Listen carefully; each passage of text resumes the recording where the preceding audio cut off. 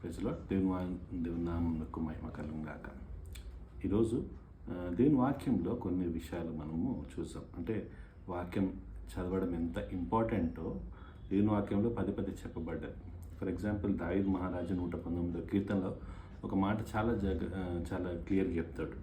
ఏమంటాడు? 119వ కీర్తన 105వ వచనం ఏమంటాడంటే, నీ వాక్యము నా పాదములకు దీపము, నా త్రోవకు వెలుగైనది. అంటే ఆయన ప్రతి డిసిషన్ అయినా, ఆయన జీవితంలో డిసిషన్ అయినా వాక్య అనుసారంగా ఆయన నిర్ణయం తీసుకుంటాడు అనేది ఆయన అక్కడ చూపిస్తున్నాడు. కీర్తన మొదటి అధ్యాయంలో చాలా క్లియర్ చెప్తాడు, దివారాత్రము దాన్ని ధ్యానించువాడు ధన్యుడని దేవుని వాక్యము. చాలా పదే దేవుని వాక్యం గురించి చాలా ప్రత్యేకంగా చదవడం ఎంత ఇంపార్టెంటో రిపీటెడ్గా పడ్డది. ఈరోజు కొన్ని వచనాలు ఎందుకు దాని వాక్యం చదవడం ద్వారా మనకు ఏం బెనిఫిట్ అనేది చాలామందికి తెలియదు. ఎంత లాభం చేకూరుస్తుంది మన జీవితానికి అనేది చాలామందికి, విశ్వాసులకు కూడా చాలామందికి తెలియదు. కాబట్టి ఈరోజు ఈ దేవుని వాక్యంలోకి వెళ్ళి కొన్ని వచనాలు నేను చూపిస్తా. ఒకటి 119వ కీర్తనలో 97 నుంచి ఇంకా 100 దాకా కొన్ని వచనాలు, 4 వచనాలు నేను చదివితే చాలా జాగ్రత్తగా వినండి. 119వ కీర్తన సామ్స్ 119, 97 to 100. నీ ధర్మశాస్త్రం నాకెంతో ప్రియముగానున్నది, దినమెల్ల నేను ధ్యానించున్నాను. దావీదు మహారాజు రాస్తాడు, దేవా నీ ధర్మశాస్త్రం నాకు అన్నిటికంటే ఇష్టమైంది, నాకు చాలా ఇష్టమైన. ఇంకో దగ్గర అంటాడు కదా, దాచబడిన ధనం వెతుకుమని సొలొమోను రాస్తే, ఇంకొక దగ్గర దావీదు అంటాడు, నాకు ఎంతో ఆస్తి దొరికినంత సంతోషం అంట, ఎంతో ధనం దొరికినంత సంతోషం అని చెప్పుకుంటూ ఇక్కడ ఒక మాట రాస్తాడు, నీ ధర్మశాస్త్రం నాకెంతో ప్రియమైనది, అన్నిటికంటే నాకు ఇష్టమైనది, దినమెల్లా నేను ధ్యానిస్తున్నా. ఆయన ఏదైతే చెప్పిండో ఆయన జీవితంలో అది చేసిండు. బేసికల్గా మనం చూస్తే దావీదు ఒక పెద్ద సేవకుడు కాదు, ఒక ప్రవక్త కాదు, ఆయన ఒక రాజు. కానీ ఆయన వాక్యానికి ఎంత ఇంపార్టెన్స్ ఇచ్చిండో ఇక్కడ దేవుని వాక్యంలో పదే రిపీటెడ్గా రాసిండు. ఒక మాట ఉంటుంది, కింది మాట చదువుతున్నా, నీ ఆజ్ఞలు నిత్యము నాకు తోడుగా ఉన్నవి, నా శత్రువులకు మించిన జ్ఞానము అవి నాకు కలగజేయుచున్నాయి. దేవుని వాక్యం ఇక్కడ తేటగా సెలవిస్తుంది. ఏమంటున్నాడు దావీదు మహారాజు, ఆయన నీ ఆజ్ఞలు నాకు నా శత్రువుకు మించిన జ్ఞానం అది నాకు ఇస్తుంది. ఈరోజు మన జీవితాలలో ఎన్నో రకాల శత్రువులు మనకు ఉంటుండొచ్చు. అన్నిటికంటే ప్రథమమైన శత్రువు సాతాను. ఎన్నో కుయుక్తుల చేత మనల్ని దేవుని నుంచి దూరం చేయడానికి ప్రయత్నం చేస్తుంటాడు. ఎన్నో డిసెప్షన్స్ ద్వారా మనల్ని దేవుని నుంచి దూరం చేయడానికి ప్రయత్నం చేస్తుంటాడు. వాని కుయుక్తులు గుర్తుపట్టగలగాలంటే మనము దేవుని వాక్యం చేత ప్రాపర్గా ఎక్విప్ అయి ఉండాలి. ఎవరైనా క్రైస్తవ బిడ్డ, నేను దేవుని బిడ్డనని చెప్పుకున్న ప్రతి వ్యక్తి వాక్యంలో ఎక్విప్ అయి ఉండాలి. ఎప్పుడైతే ఎక్విప్ అయి ఉంటామో, మనము సిద్ధపడి ఉంటామో, మన శత్రువు యొక్క డిసెప్షన్స్, ఆ మోసాలను గుర్తుపట్టే స్థితిలో మనం ఉంటామని ఇక్కడ వాక్యం చెప్తుంది. ఒకటి, శత్రువుకు మించిన జ్ఞానం అని ఇక్కడ నేను చదివిన. 2వ వచనము 99వ వచనం నేను చదువుతున్నా, 99 వర్స్. నీ శాసనంలో నేను ధ్యానించుచున్నాను, కావున నా బోధకులందరికంటే నాకు విశేష జ్ఞానము కలదు. ఏమంటున్నా, నీ శాసనం నేను ధ్యానిస్తున్నా, మెడిటేట్ చేస్తున్నా, అర్థం చేసుకొని ఇక్కడ ట్రై చేస్తున్నా. దేవా నువ్వు నాకు నేర్పి అని నేను అడుగుతున్నా. అది ఏం చేస్తుందని చెప్తున్నాడు, నా బోధకులందరికంటే. అంటే బేసికల్గా మనం చూస్తున్నాం ఎన్నో బోధలు ఈ దినాలలో, మనం రకరకాల టీచింగ్స్, రకరకాల బోధకులు ఉన్నారు. ఇక్కడ ఏమంటున్నాడు, నా బోధకుల కంటే నాకు విశేష జ్ఞానం కలదంట. అంటే నువ్వు ఆయన సరిగానే చెప్తున్నాడో లేదో, నువ్వు వాక్యంలో ప్రాపర్గా సిద్ధపడి ఉన్నప్పుడు ఆ వ్యక్తి ఏ సేవకుడైనా ఆయన కరెక్ట్ చెప్తున్నాడా లేదా, ఆయన వాక్యానుసారమైన బోధ చేస్తున్నా లేదా గుర్తుపట్టే స్థితికి నేను వాక్యము బలపరుస్తుంది. నువ్వు అప్పుడు తప్పుడు బోధలు ఈజీగా నువ్వు గుర్తుపట్టగలుగుతావు. అంటే ఏమంటుంది ఇక్కడ, నీ బోధకు మన టీచర్స్ మనకు నేర్పించే వారి కంటే మనకు మించిన జ్ఞానము దేవుని వాక్యము ఇస్తుందంట. ఇంకొక మాట కూడా ఉన్నది, 100 చదువుతున్నా, నీ ఉపదేశంలో నేను లక్ష్యము చేయుచున్నాను, కావున వృద్ధుల కంటే నాకు విశేష జ్ఞానం కలదు. ఏమంటున్నాడు? నీ ఉపదేశంలో అయితే నువ్వు ఏదైతే చెప్తున్నానైనా వాటి మీద నేను లక్ష్యం పెట్టిన, దాన్ని ఏమంటారు, ఇంపార్టెన్స్ ఇస్తున్నాను, నేను దాన్ని ధ్యానిస్తున్నాను దేవా. అది ఏం చేస్తుందంట, ఆ వాక్యము లక్ష్యం చేసినప్పుడు ఏం చేస్తుందంట, వృద్ధులకు మించిన జ్ఞానం ఇస్తుందంట. బేసికల్గా మనం చూస్తాము, వృద్ధుల వాళ్ళను ఏ రకంగా చూస్తామంటే ఎక్స్పీరియన్స్తో కంపేర్ చేస్తాం. మనకంటే పెద్దోళ్ళు ఏజ్ పెద్దలు ఉంటే వాళ్ళ వాళ్ళ ఎక్స్పీరియన్స్ గురించి మనం మాట్లాడతాం. కానీ దేవుని వాక్యం మనకు సెలవిస్తున్నది ఏంటంటే వృద్ధులకు మించి, ఎంతనన్నా ఏజ్ ఎక్స్పీరియన్స్ ఉండాలి, కానీ వాక్యము వాళ్ళ వృద్ధుల కంటే మంచి ఎక్స్పీరియన్స్, మంచి విషయాలు నేర్పిస్తుందని దేవుని వాక్యం మనకు చెప్తున్నది. పదే మనకు రిపీటెడ్గా చెప్తుంది. ఎన్నో విషయాలు ఉన్నాయి, దీనికి ఇంకెన్నో విషయాలు ఉన్నాయి. ఒక ఎగ్జాంపుల్ మీకు చెప్తా. చాలామంది వర్డ్ ఆఫ్ గాడ్ని చాలా నెగ్లెక్ట్ చేస్తారు. వాళ్ళు దానికి సమయాన్ని ఇయ్యరు, వాక్యం చదవడానికి సమయం ఇయ్యరు. ఒక సేవకుడు ఒకసారి ఒక వాక్యం చెప్పుకుంటా, నేను ఒక దగ్గర ఒక సేవకుడు చెప్పిన మాటలు మీకు చెప్తా. ఆయన ఏమన్నాడంటే, నువ్వు వాక్యం చదువుతలేవు, ప్రతిరోజు నువ్వు వాక్యం చదువుతలేవు, చదవకుండా నాకు వేరే ఇంపార్టెంట్ పని ఉన్నది అని నువ్వు అంటున్నావు అంటే, నువ్వు ఏమంటున్నావు అంటే వాక్యం నాకు ఇంపార్టెంట్ కాదు అని చెప్తున్నాను అన్నాడు. మళ్ళీ ఒకసారి మీకు ఆ విషయం మళ్ళొకసారి రిపీట్ చేస్తా.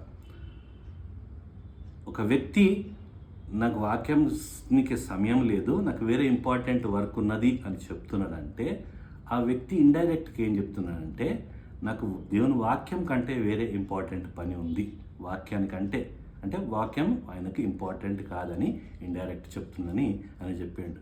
చాలా పవర్ఫుల్ మాట అది నిజంగా. ఈరోజు మనం ఆ విషయాన్ని కూడా గమనించుకోవాలి. ఇంకొక ఎగ్జాంపుల్, ఒక విషయం, ఒక వ్యక్తి గురించి చెప్తా నేను, వాక్యం ఇంపార్టెన్స్. ఆ వ్యక్తి ఎవరో కాదు, మన ప్రభు అయిన యేసు క్రీస్తు. ఆయన శరీర రూపకంగా భూమి మీద మన కొరకు బలియాగంగా చేయనికి వచ్చినప్పుడు ఆయన పర్సనల్గా కూడా వాక్యం నేర్చుకున్నాడని దేవుని వాక్యం చెప్తున్నారు. ఆయన కూడా దేవుని వాక్యం చదివిండని వాక్యం తేటగా సెలవిస్తుంది. వాక్యం యొక్క ఇంపార్టెన్స్ కూడా ఆయన చెప్పిండని దేవుని వాక్యం. ఆ వచనాలు నేను మీకు కొన్ని చూపిస్తా. ఫర్ ఎగ్జాంపుల్, లూకాసు వార్త 4వ అధ్యాయంలో యేసు ప్రభు, మన ప్రభు అయిన యేసుక్రీస్తు ప్రభు శోధింపబడినప్పుడు, టెంప్ట్ చేయబడినప్పుడు సాతాను వాక్యం ద్వారానే ఆయనను అటాక్ చేసేది. ప్రతి ఒక్కటి వాక్యం ద్వారానే అటాక్ చేసేది. వాక్యం ద్వారా అటాక్ చేసినప్పుడు 4వ అధ్యాయం లూకాసు వార్తలు ఉంటుంది. ఏమైతే వాక్యం ద్వారా రేజ్ చేస్తున్నాడో యేసు ప్రభు కూడా మళ్ళీ వాక్యంతోనే మళ్ళీ ఆయనను ఎదిరించిండని దేవుని వాక్యం తేటకు సెలవిస్తుంది. ప్రతి ఒక్క మాట వాడు ఎన్ని అటాక్స్ చేస్తే ప్రతి ఒక్క దాని జవాబు వాక్యానుసారంగానే, వాక్యంని కోట్ చేసే యేసు ప్రభు చెప్పిండు. అక్కడ చాలా క్లియర్గా ఉన్నది. మనకు అర్థం కావాలి ఎంత ఇంపార్టెన్స్ వాక్యానికి ఇచ్చిండు. దినాల వాళ్ళకి ధర్మశాస్త్ర గ్రంథం వాళ్ళకు ఉన్నది, ప్రవక్తల గ్రంథాలు వాళ్ళని. యేసు ప్రభు ప్రతి ఒక్క పుస్తకాన్ని చదివిండు. ఎగ్జాంపుల్ ఒకటి చూపిస్తా. లూకాసు వార్త 4వ అధ్యాయంలో ఒక మాట ఉంది చూడండి. లూకాసు వార్త 4వ అధ్యాయంలో 16వ వచనంకి వెళ్ళి నేను చదువుతున్నా. తరువాత లూకాసు వార్త 4వ అధ్యాయము 16వ వచనంకి వెళ్ళి చదువుతున్నా. తరువాత ఆయన తాను పెరిగిన నజరేతునకు వచ్చెను. తన వాడుక చొప్పున విశ్రాంతి దినమందు సమాజ మందిరంలోనికి వెళ్ళి చదువుటకై నిల్చుండగా, యేసు ప్రభు వాక్యం చదవడానికి నిలబడ్డాడంట. అయితే ప్రవక్త అయిన యెషయా గ్రంథము ఆయన చేతికి ఇయ్యబడెను. ఆ గ్రంథము విప్పగా, ప్రభు ఆత్మ నా మీద ఉన్నది, బీదలకు సువార్త ప్రకటించుటకై ఆయన నన్ను అభిషేకించెను, చెరలోనున్న వారికి విడుదలను, గుడ్డివారికి చూపును ప్రకటించుటకును, నలిగిన వారిని విడిపించుటకును, ప్రభు హితవత్సరము ప్రకటించుటకును ఆయన నన్ను పంపి ఉన్నాడు అని వ్రాయబడిన చోటు ఆయన దొరికెను. ఆ గ్రంథము చుట్టి పరిచారణకిచ్చి కూర్చుండాను. ఏం చేసిండు? తీసిండు, ఆ రోల్ తీసిండు, స్క్రిప్చర్ తీసి చదివి, యెషయా గ్రంథంలోకి వెళ్ళి ఆ స్క్రిప్చర్ తీసి చదివి దాన్ని ఈరోజు అది ఫుల్ఫిల్ అయిందని చెప్పి ఆయన కూర్చున్నాక ఆయన చెప్తాడు ఇంపార్టెన్స్. యూదులు ప్రతి ఒక్క గ్రంథంని ప్రిజర్వ్ చేసేవాడు. ఇంకొక మాట కూడా నేను మర్చిపోయాను చెప్పేది. ఇజ్రాయేలు రాజు అంటే ఎవరైతే రాజు వస్తుంటారో వాళ్ళకు ఒక నియమం ఉంటుండే, ఆ వ్యక్తి తప్పకుండా ధర్మశాస్త్రం ఒక కాపీ ఆయన కంప్లీట్గా ఒక కాపీ రాసుకొని పెట్టుకోవాలని వాళ్ళకు ఒక నియమం ఉన్నది. అది క్రానికల్స్లో ఉంటుంది. అది ఇప్పుడు నేను క్రానికల్స్లో మాట ఉంటుంది. వాళ్ళు ప్రతి ఒక్కరు ఒక ప్రతి అంటే ఒక కాపీ వాళ్ళ దగ్గర ఉండాలంట. అంత ఇంపార్టెన్స్ వాళ్ళు ఇచ్చేటోళ్ళు. ఇంకెన్నో ఉన్నాయి. నేను వీలైతే రేపటి కూడా చెప్తా. ఇంకొక మాట కూడా యేసు ప్రభు చెప్తాడు. వాక్యం ఒక ఇంపార్టెన్స్ ఒకటేం చెప్పినా, he was properly equipped with the word of God. ఆయన ప్రాపర్గా వాక్యం శరీరధారి అయినప్పుడు ఆయన వాక్యం చేత బలపరచబడి ఉండే, వాక్యం చేతనే సాతాను ఎదిరిస్తుండే.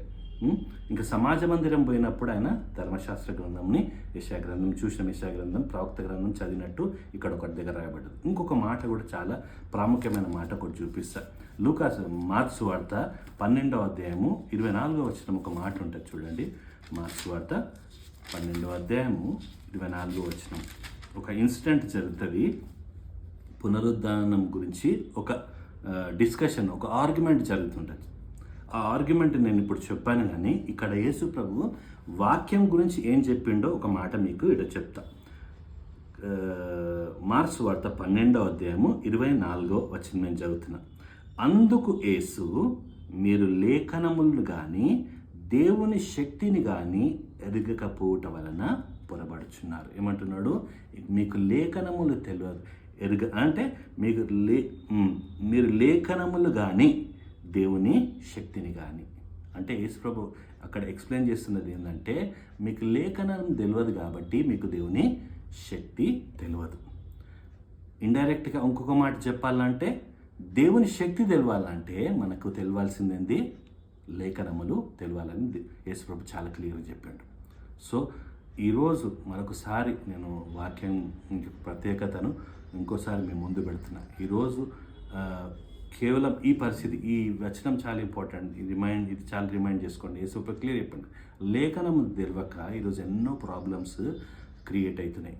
కాబట్టి క్రైస్తవ బిడ్డలు, యవనస్తులు కానీ యవనస్తురాలు కానీ రక్షింపబడ్డ ప్రతి బిడ్డ దేవుని వాక్యానికి ఇంపార్టెన్స్ ఇవ్వాలని దేవుని వాక్యం పదే మనకు హెచ్చరిస్తుంది. దేవుడిచ్చిన కొద్ది మాటలని దేవుడు దీవించిన గాక. Praise the lord.